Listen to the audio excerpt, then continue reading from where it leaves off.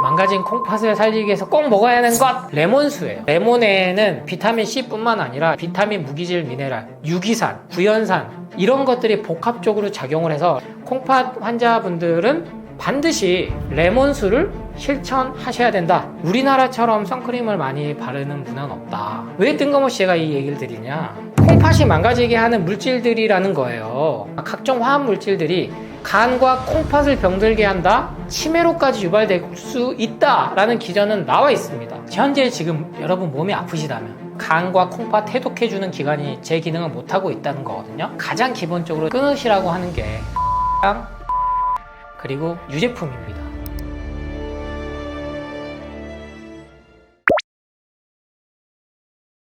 콩팥 신장질환이 늘고 있는 이유는요, 당연한 거예요. 모든 질병률, 발병률이 늘고 있습니다. 우리나라에서. 갑상선 암 생존율만 이제 높여지고 있는데, 그건 또 터무니없는 통계치가 나오죠. 120%, 150% 이렇게.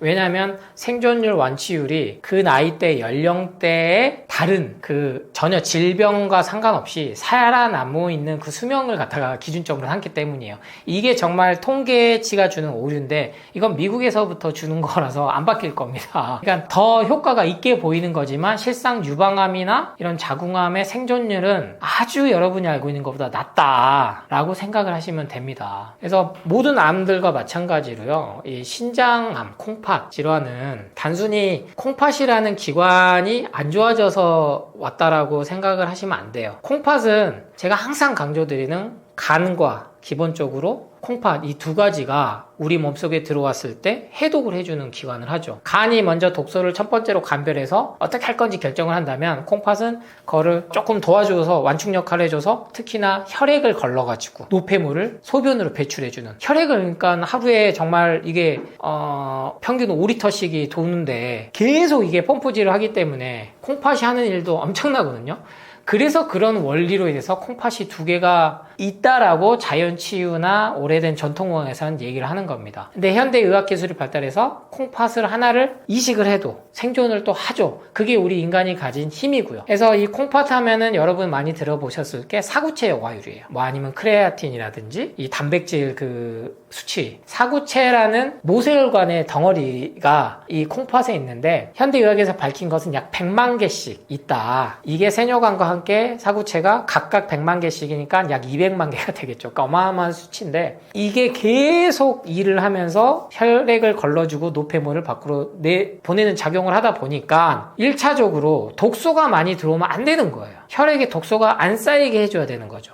그러니까 직접적인 신장 기능이, 콩팥 기능이 약화를 시키는 것은 유전적인 것보다는 후천적인 게 훨씬 크다라는 겁니다. 그래서 유전 질환은 정말 5%에 불과하고요. 콩팥은 나머지는 계속 쌓이고 쌓여서, 즉 이게 뭐예요? 고혈압과 당뇨죠. 혈관이 좁아지고 혈액이 탁해지고, 그리고 콜레스테롤이나 이런 것들이 쌓이고 당 수치가 오르락내리락하고, 이게 복합적으로 되다 보니까 결국엔 콩팥 질환 환자들이 많아져서 진단명으로 하면은 물혹이 있다, 이걸 뭐 다낭신이라고 하고, 사구체 신염, 사구체라는 거에 대한 염증이 생겼다, 그 외에도 여러 가지 진단명들이 있습니다만 대표적인 게 그거죠. 그래서 병원에 가면 이걸 갖다가 진단을 바로 하기가 어렵습니다. 그래서 콩팥도 침묵의 살인자다라는 게 얘기를 합니다만, 이번 강연에서는 그렇지 않다, 여러 가지 이미 여러분에게 신호를 주고 있기 때문에 충분히 콩팥도 회복할 수가 있다. 어떠한 건강 정보들을 많이 보시면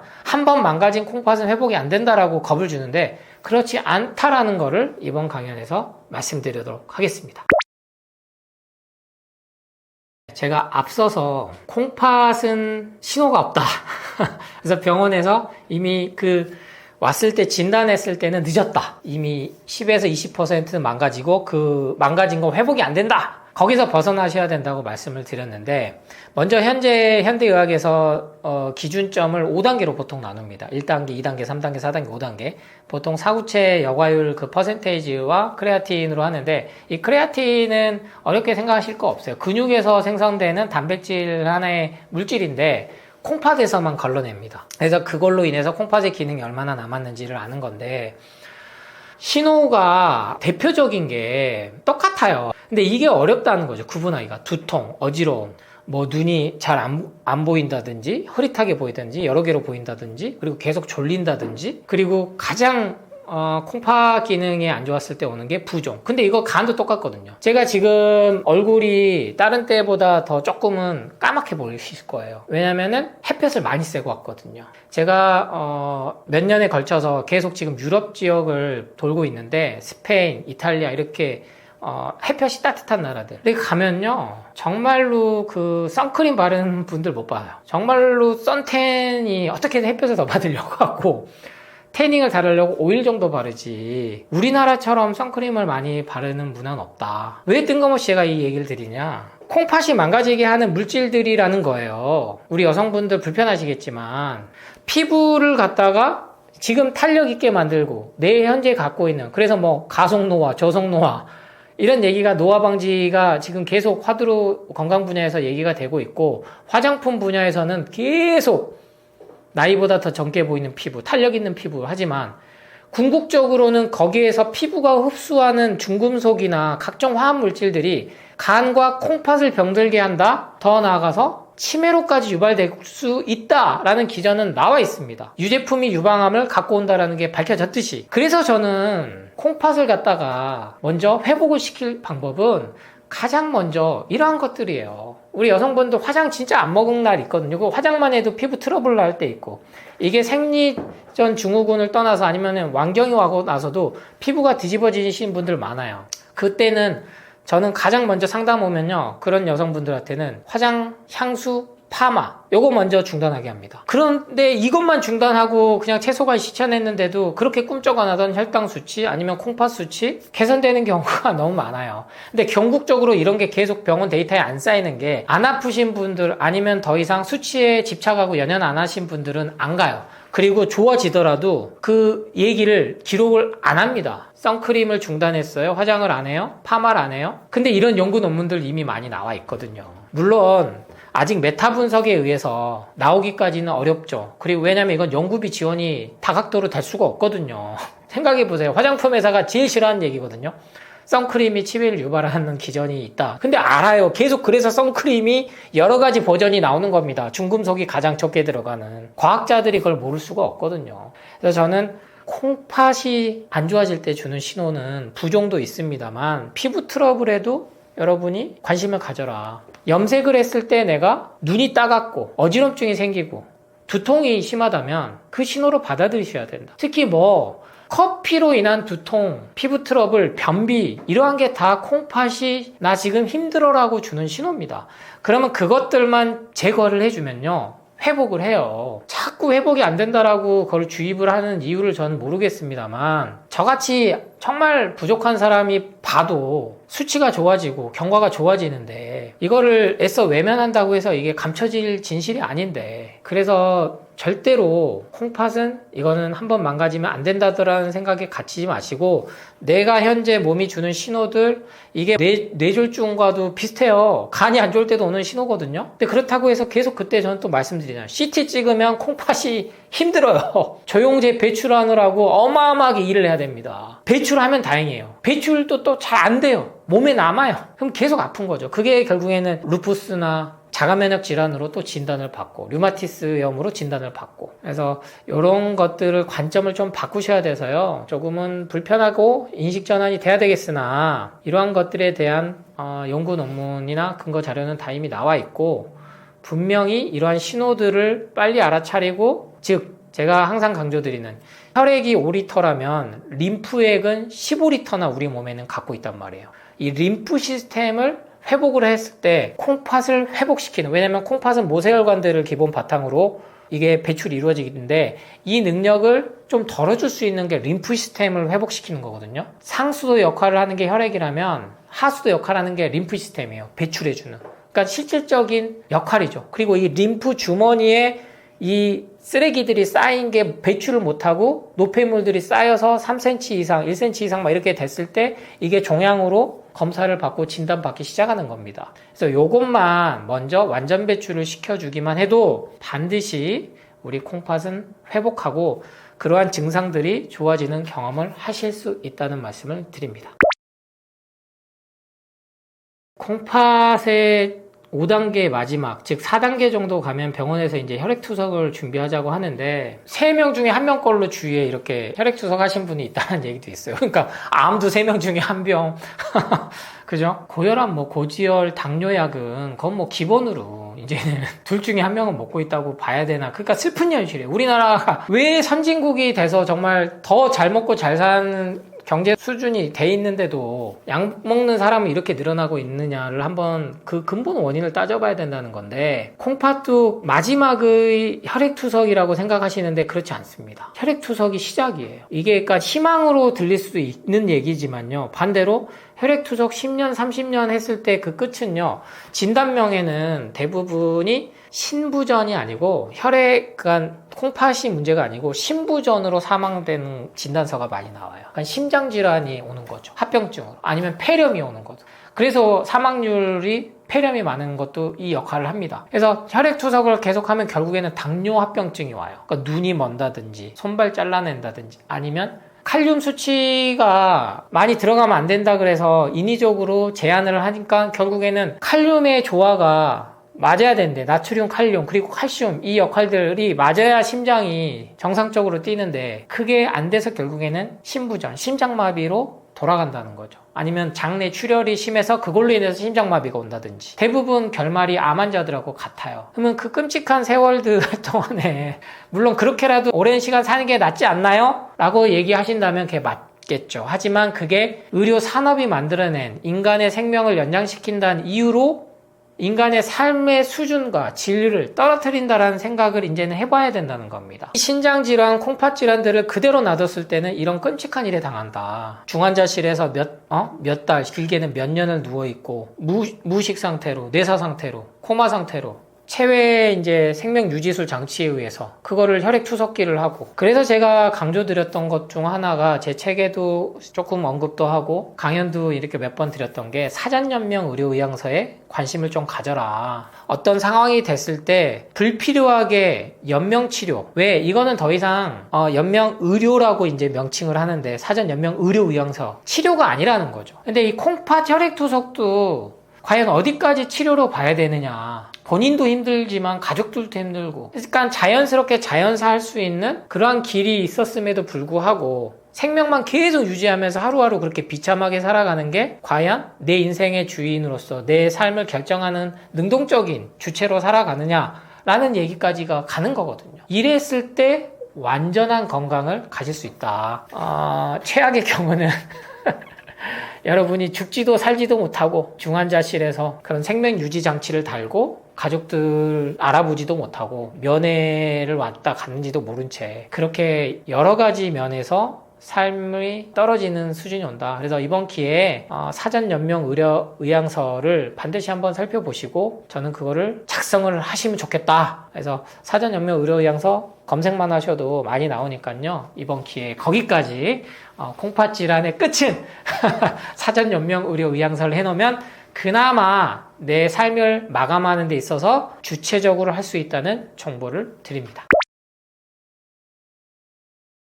우리 망가진 콩팥을 살리기 위해서 꼭 먹어야 하는 것 하면 저는 당연히 채소 과일이겠죠. 그래서 이건 다 헷갈리시는 정보예요. 물론 무조건 병원에서 먹지 말라고 하지 않습니다. 4단계에서 5단계 정도 환자들에 대해서 채소 과일을 제한을 시키는데 칼륨 수치 때문에 그러는데 그 부작용은 뭘로 이제 감당이 안 돼요. 근데 그 얘기대로면 많은 임상 경험들의 그 자주들도 보고 제 예방원 상담 환자들을 보면 4단계, 5단계 혈액투석 받다가 이건 못하겠다 싶어서 오신 분들이 채소과일식 착즙을 먹고 좋아지면 안 되잖아요. 그렇지 않아요. 녹즙을 먹고 위암 환자들이 좋아지듯이 콩팥이 다시 회복하면 안 되는 거거든요. 근데 다 좋아진다는 거예요. 그래서 제가 여러분께 자신있게 말씀드릴 수 있는 거고 책에서 계속 그거에 대해서 강조를 드리는 겁니다. 근데 제가 처음부터 녹즙을 먹어라 아니면은 케일 주스나 샐러리 주스를 먹어라 이렇게 말씀드리지 않는 이유는 단계별로 그게 다 상의를 하셔야 돼요. 전문가와. 병원에서 그걸 해주면 가장 좋죠. 그걸 해주시는 전문의들도 있습니다. 아니면 요새는 영양사가 병원에 있고 사회복지사까지 있어서 통합의학으로 이렇게 돌아가는, 저는 그게 맞다고 봐요. 그래서 불필요한 치료는 돈들 아끼고 식생활 습관으로 훨씬 개선할 수 있는 방법이 있으면 알려줘야죠. 근데 그 돈이 안 되거든요. 실제로. 상담비도 안 줘요. 그러니까 누가 이게 힘이 나겠습니까? 그래서 저는 여러분이 바로 녹즙이나 하지 마시고, 그래서 CCA 주스를 말씀드린 건데, 이 이전에 하셔야 될 게 뭐냐? 레몬수예요. 제가 그 몇 년 동안 계속 유행을 시켜서 제 기업들이 팔게 만든 것 중 하나가 CCA 주스와 함께 레몬 착즙입니다. 그러니까 레몬수를 드셔라. 하루 시작을 할 때 음양탕 물로 시작을 하시고, 그 다음 레몬수를 드셔야 되는 이유를 설명을 계속 강조를 드렸어요. 레몬은 몸을 산성화시키지 않는다. 그리고 신장, 즉 콩팥은 석회화된 모세혈관들 때문에 이 기능이 일시적으로 떨어지게 수치가 나오는 거니까, 이 석회화시키는 것, 뭐 오십견 원인도 석회화라고 하잖아요. 칼슘이 부족하면 이게 되려 석회가 생겨요. 그러니까 되게 좀 모순적인 게 되게 많아요. 병원에서는 칼슘 영양제를 먹지 말라고 하거든요. 그래서 근데 어떤 데서는 또 파는 단체에서는 영양제 중에 칼슘 꼭 먹으라고 하고, 근데 이 석회화를 만드는 게 칼슘이 원인이지만 결국에는 칼슘 부족 때문에 생긴다라는 기전이 밝혀졌어요. 근데 이게 단순 영양제나 약물로는 그게 안 됩니다. 그래서 레몬에는 비타민 C뿐만 아니라 이런 비타민, 무기질, 미네랄, 즉 유기산, 구연산, 인, 여러분이 들어보셨던 레몬산, 사과에도 많죠. 이런 것들이 복합적으로 작용을 해서 레몬수만 꾸준히 드셔도 콩팥이 회복을 한다. 혈관이 깨끗해진다. 그러면 앞서 설명드렸던 뇌혈관 질환, 뭐 심장 질환, 변비, 암, 모든 게 좋아집니다. 왜? 혈관의 공급이 잘 되고 노폐물이 잘 나가야 우리 몸의 림프 시스템이 살아나는 거거든요. 그래서 채소 과일을 내가 먹는 게 아직은 부담스러우신 환자분들이 분명히 있을 거예요. 그러면 레몬수부터 시작해 보세요. 레몬을 그냥 생으로 먹는 게 아니고 말 그대로 스퀴즈해서 그 즙을 먹는 겁니다. 즙도 물과 희석해서. 그러니까 이것도 물을 잘 희석해서. 이거는 제 떠먹여주는 TV에서 제가 레몬 편을 꼭 보시면 좋을 것 같고, 거기서 좀 상세하게 제가 말씀을 드렸으니까, 콩팥 환자분들은 반드시 레몬수를 실천하셔야 된다라는 걸 강조드립니다.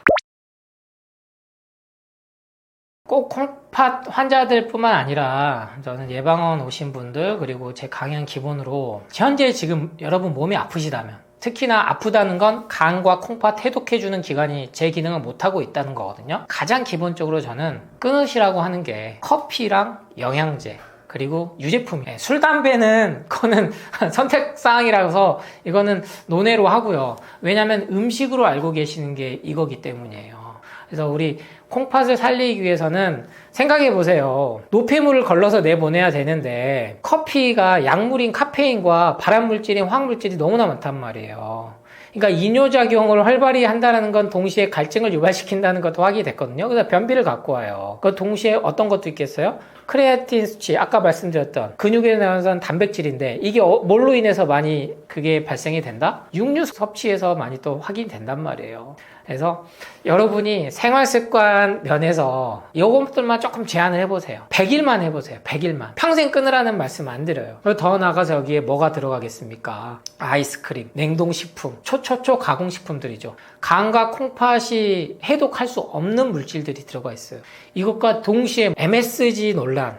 지금 MSG라는 말을 아예 못 쓰게 만들었는데, 글루탄산 나트륨, 뭐 L글루탄산 나트륨 식품 성분표에 들어있는 게 그게 MSG입니다. 우리가 많이 알고 있는 미원이었죠. 다시마에서. 그리고 지금은 사탕수수에서 이거를 뭐 정제해서 추출해냈으니까 몸에 무해하다라고 결론을 자꾸 내리고 있습니다만, 그렇지 않는 게 확인이 되고 있거든요. 우리 몸에는 여러 가지 아미노산이 있어요. 필수 아미노산도 있지만 글루타메이트처럼 이게 이제 글루탐산인데, 이게 우리 몸에 전반적인 작용을 하는 효소입니다. 근데 콩팥에도 이 기능을 갖다가, 콩팥이 걸러주는 기능인데 이게 아주 절대적인 역할을 한다는 게 밝혀졌어요. 여러분, 간에는 글루타치온이 그 기능을 한다면 콩팥에는 글루타메이트라는 게 그 역할을 해요. 근데 이게 인공적인 게 들어왔을 때 문제가 되기 시작했어요. 그래서 자폐 스펙트럼부터 해서 틱장애, 여러 가지 인지장애 능력이 있는 그런 아이들이 많이 늘어난 이유가 여러 가지, 뭐 음모론이 아니고 백신이라든지 이런 MSG, 인공감미료, 이런 것들로 인해서 문제가 확인되고 있거든요. 그래서 제가 글루탄산 나트륨뿐만 아니라 아스판탄,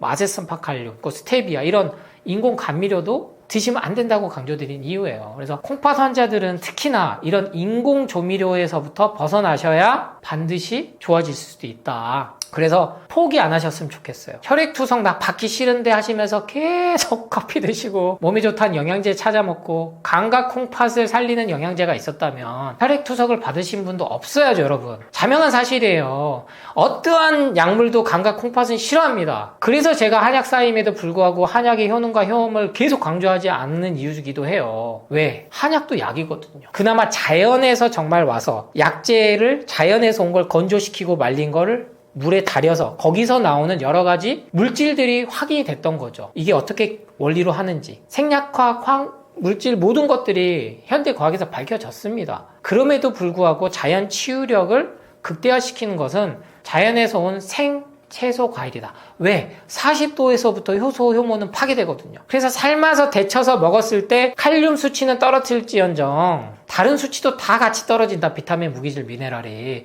그래서 콩팥 환자들이 완치가 안 되는 거예요, 병원에서는. 근데 그 외에서는 자연 치유하시는 의사분들이 하는 곳에서는 다 완치한 사례도 있고, 이게 더 이상 그러니까 민간요법이나 통합요법으로 대체요법으로 하면 안 됩니다. 전인의학이라는 것이 우리나라에도 많이 들어왔으면 좋겠어요. 그래서 포기하지 마셔라. 반드시 좋아지실 수 있는 방법이 있고, 그러한 내용들을 계속 저는 책을 통해서, 강연을 통해서 전파드리겠습니다. 제가 떠먹여주는 TV에서 처음 강연 올 때는 나를 살리는 습관, 죽이는 습관, 자기계발서로 인사를 드렸어요. 즉 건강한데 왜 뜬금없이 자기계발서냐? 결국에는 마음이 편해야 된다. 그걸 강조를 드렸는데 이번에 다시 인사드리는 게 7번째 책입니다. 벌써. 완전 건강 3단소라는 제목인데 완벽할 건강은 할 수가 없다는 걸 저는 말씀드리고 싶은 거예요. 이번 책에서도 역시나 가장 중요한 건 여러분이 일상을 사는 데 있어서 방법론보다는 습관을 만드는 것보다는 삶을 대하는 태도가 중요하다. 근데 좀 더 쉽게 썼어요. Q&A 형식으로 총 60개의 질문으로 제가 지난 수년간 그리고 10년 넘게 상담을 하면서 채소과일식 아니면 건강에 대해서 궁금해했던 것들, 가장 궁금하셨던 것들, 이런 강연을 보고 실천하면서 궁금하셨던 것들을 60가지로 압축하고 선정해서 했는데 책을 읽기 어려워하시는 분들에게 저는 추천을 드리고 싶은 게 하루에 3개의 질문씩만 좀 읽어보세요. 그러면 20일이거든요. 근데 3개도 읽기 어려워? 그러면 하루에 2개씩만 읽으시면 30일, 한 달이에요. 그렇게 하루에 2개, 3개씩 읽으시면서 실천을 함께 해보시라는 거예요. 채소과일식 뿐만 아니라 삶 전반에 대해서 예를 들면 운동은 맨발 걷기 정도만 하셔도 충분하다. 그리고 일기를 좀 써보셔라. 하루를 마감하고 내가 어떤 걸 먹었고 어떻게 살았는지. 그거를 20일과 한 달만 하셔도 우리 몸은 분명히 달라진다. 거기에 대한 사례들이나 방법론까지 넣었기 때문에 아마도 제 건강서적에서는 종합편이라고 볼 수가 있습니다. 그래서 이 30일이 되고 나면 60일, 90일, 그래도 그 다음은 결국에는 1000일, 3년이라는 시간이 걸려요. 그러니까 너무나 조급해하지 마시고 나 채소과일식을 실천했는데 왜 바로 안 돼? 나 다시 카니보, 육식 먹는 거 해볼래. 이것도 해도 안 돼? 나 다시 기능의학처럼 강조하는 영양제로 한번 해볼래. 너무 성급하게 조급하게 선택을 안 바꾸셨으면 좋겠어요. 저는 절대 여러분이 약물을 드시면 안 됩니다. 수술을 하면 안 됩니다. 건강검진 무조건 받으시면 안 됩니다. 이렇게 말씀드린 게 아니에요. 그런 걸 하는 와중에 가장 기본이 채소과일식을 바탕으로 하시면서 하시고 싶은 것, 드시고 싶은 것만 해도 충분히 건강하게 지내실 수 있는데 그 건강의 기준을 뭘로 잡아라? 완전한 걸로 잡아야 된다. 완벽으로 잡으니까 우리가 계속 강박과 집착에 시달리고 소비 마케팅에서 벗어날 수가 없어요. 계속 끌려다닙니다. 그거는 모든 사회 전반 분야에 돼 있는 거거든요. 그러니까 이거는 우리가 정말 외딴 무인섬, 무인도에 들어가서 살지 않는 이상은 벗어날 방법은 없기 때문에 그 삶을 살아가는 원리와 그리고 삶을 대하는 태도를 한 번쯤은 이 책을 통해서 앞선 여러 가지 책들도 있지만 이 책 한 권이면 충분히 궁금한 것들 그리고 실천하는 것까지 잡으실 수 있고 그리고 이미 기존에 채소과일식 잘하고 계신 분들 역시나 더욱더 궁금한증이 해결돼서 주위에 자신있게 나누고 전파하실 수 있으리라 생각합니다. 저는 결국엔 사람이 사는 거는 행복하게 사는 건데 나만 행복하면 그거는 좀 부족해요. 그래서 결국에는 주위와 나누고 그 행복을 더욱더 극대화했을 때 그건 결국엔 뭐다? 사랑하는 마음으로 했을 때 하루하루 감사하게 그리고 긍정적으로 살 수 있다. 그런 목적에서 이번 떠먹여주는 TV에서 강연 영상도 긍정적인 마음으로 응원 댓글과 구독과 좋아요, 알림을 해주시면 감사드리지. 네가 뭘 아는 뭘 알아? 이렇게 부정적인 댓글 쓰면 그 몸에 고스란히 부정적인 기운이 나한테 온다라는 것까지 꼭 기억하시면서 웃자고 한 얘기니까요. 웃으시면서 이 강연 영상 잘 마무리하셨으면 좋겠습니다. 최고의 치유는 예방입니다. 감사합니다.